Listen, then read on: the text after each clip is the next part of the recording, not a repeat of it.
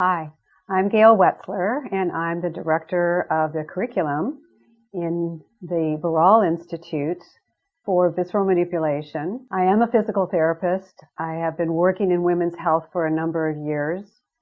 I'm an athletic trainer, and I have been working with athletes who perhaps have dysfunction into the pelvic girdle, the low back pain, sacral, SI joint problems, and perhaps even those that travel into the lower extremities. So welcome to the possibility of the thoracic cavity.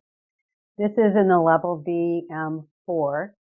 And what about all the history of the people that come in to see you that have had falls and they catch themselves with their arm or their shoulder and the trauma enters into their torso? So the opportunity that you need to be flexible for breathing, and yet the interchange of information, how the head connects to the body. And so you're going to learn so much more about the possibility of the thoracic cavity and how it affects head and head posture. You know, one of the amazing things that I discovered in taking this class is we tend to see a lot of patients that come in with cervical dysfunction. So they have forward head postures. And you can do exercise, you can do manual therapy, you can do postural re-education, and perhaps it keeps returning.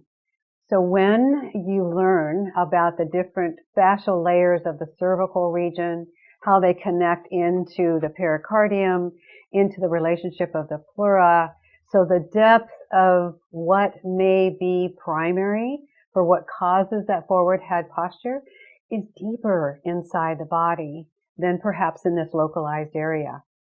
So, and what about those people that have come in with history of pneumonia, bronchitis, exchanges of different diseases in the region of the thorax?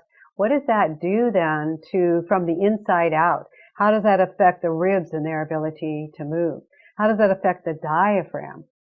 So for those of us who have a tendency to work from the outside musculoskeletal system, you'll get an idea what might be a main driver for the rib cage, how important the rib cage is, how scoliosis can start and occur, how postural changes are not making changes because perhaps we're missing a piece of the puzzle.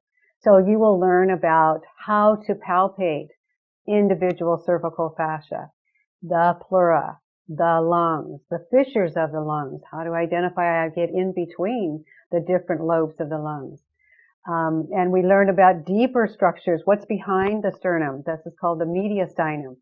Can I get into be able to make a change actually in the pericardium and the esophagus and its relationship inside the lungs to the bronchi? And what about the phrenic nerve? What about the vagal nerve as it travels through? So as we start to learn about the thorax, we now start incorporating the integration of subatmospheric pressures that are the exchange of oxygen that happens in the lungs. So we have a lot to learn in VM-4 and how the anatomy, the importance of that anatomy is related to the head and neck, and therefore any exchanges that will happen in the abdominal cavity and pelvic cavity as well. So I invite you to come and learn about the thoracic cavity. It's one of the primary areas that actually Jean-Pierre started his curiosity, his discoveries in understanding the visceral relationship to musculoskeletal problems.